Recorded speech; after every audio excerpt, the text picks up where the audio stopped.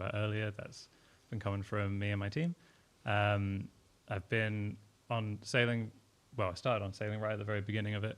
Been on Old School since 2020, and yeah, that's me. And I am Mod Lenny. I am one of Old School's lead technical designers, and I've spent the past 2 years or so working on sailing.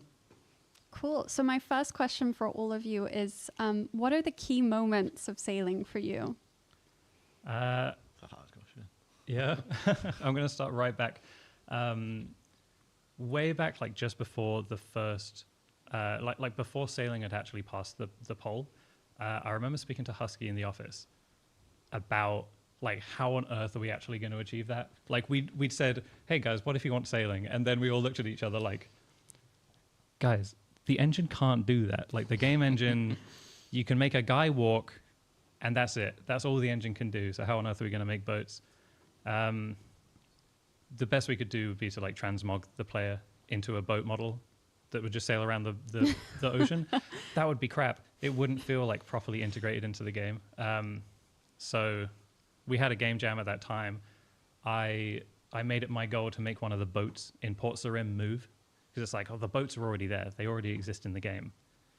If we can make those move, the old school boats that have always been there, sailing will be able to feel old school. So that was getting that working and then showing it to the team and everyone suddenly being like, bruh. It was a huge moment. I remember being there and people were amazed at what you did there.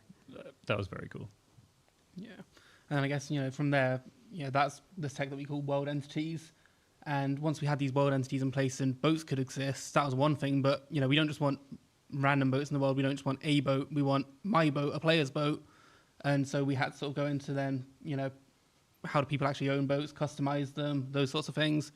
And building up those systems has been a lot of work over the past couple of years. But I think, it's gotten into a really good state now. It's turned out so well.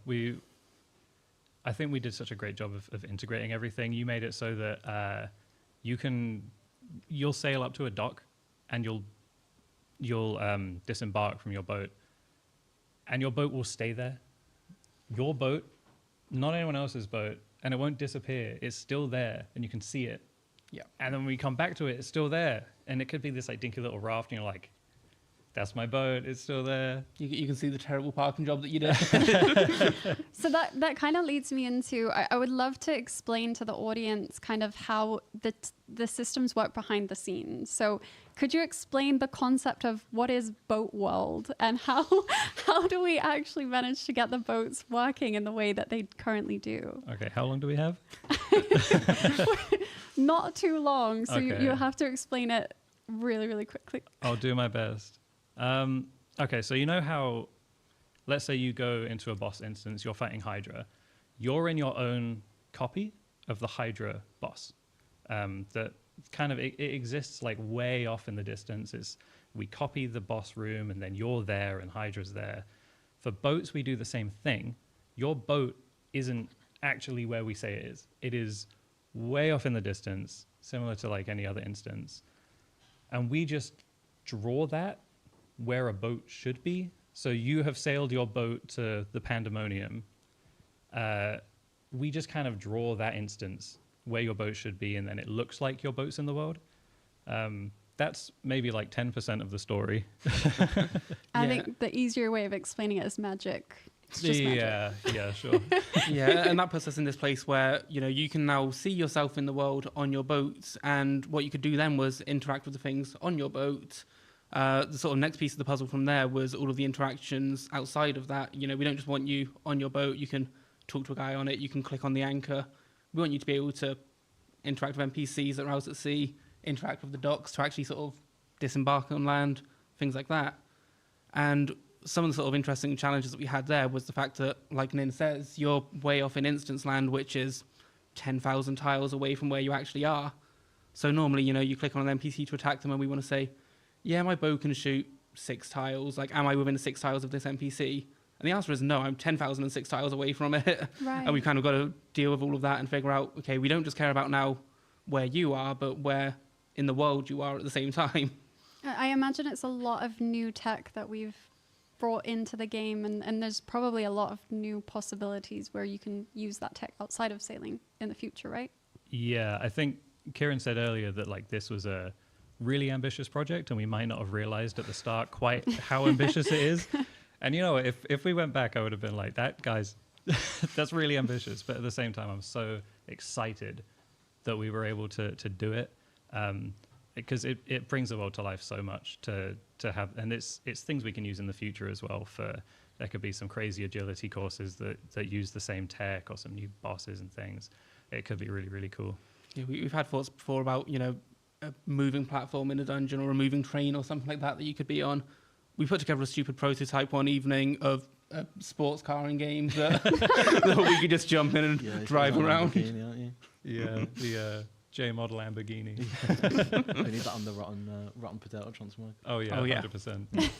So with all of this new tech, I imagine there's a lot of testing that needs to be done, Libla. Yeah, there's been quite a lot. I mean, it's also just the biggest project we've ever done, right? Not even just in scope of the project, but in team size as well has been a really big thing. It's made communication really important for us. And we've been testing from individual feature all the way to integration and system testing. It's been a lot.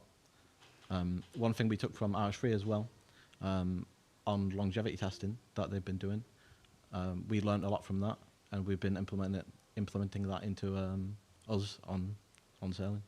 Yeah, and that's been super useful. Like we've had internal worlds, game worlds, open with sailing on them, and it's like, all right, everyone jump on this world, you're level 1, make a copy of your live save and just like play it through all the levels. And it's been there for a while, and you get to kind of see how the skill like truly feels from start to however far you get, not to finish, because a lot of people don't ever finish skills. 99 is a big ask. But it's been very, very cool. Yeah, I think we ran longevity for about 6 months internally and found about 300 issues, so it's been worth it for sure. Yeah, it's super cool as well that we could take that learning from, you know, the RuneScape team. They had a lot to share with us, which is really, really cool. Yeah, we actually had some folk from RS3 helping us with testing and sailing. Yeah, which has been really useful. That's really cool that we can collaborate across like games to do that. Yeah. Any hilarious QA bugs that we've found that we want to share? There's one with enchanted brooms that I like quite a lot. I think we've talked about it in the past, but we can see it on screen. Yeah, so is it Luna Isle, I think? Yeah. Yeah, next to Luna Isle, we've got some enchanted brooms that have been mapped down, I think, quite a long time, like 10 plus years. Not mapped down even, they've been added in script. And someone made a mistake in the past, apparently, and they've just been there ever since. Yeah. They're just sailing around, and there is a broom in Yeah, the sea. it was one of the early things that we discovered, and they just kept coming back. Did you fix that? Because that's definitely a feature now, right? I hope it's fixed. That has to be a feature. I'll make sure to quadruple check that. Any other cool bugs? We've got one with Temporos that went live, which is a bit embarrassing. I think that's going to go on screen as well, potentially, where we set fire to the sea. Oh, That we don't was have a picture of that. Oh, do we not? Oh, well, I'm sure you can find it on Reddit. Find it on there's a few Reddit. Posts, yeah. Yeah, that's the kind of thing that you see because obviously RuneScape's so big, there's so much to it. The change that caused the fire to spread into the ocean was that previously the ocean was it had what we call collision blocking mapped down, so you're not allowed to stand on the sea. For sailing, well, okay, you can't stand on the sea, but your boat can be on the sea. We have to remove that collision. And Temporos just kind of assumed that it was there, and now it's not, and oh no, the fire's now spread halfway across the sea. Unfortunate. Oh, Of all the things to happen to the sea, catching fire was not on our bingo card. It's our new, like, this is fine meme. Yeah. Internally, you know. Yeah,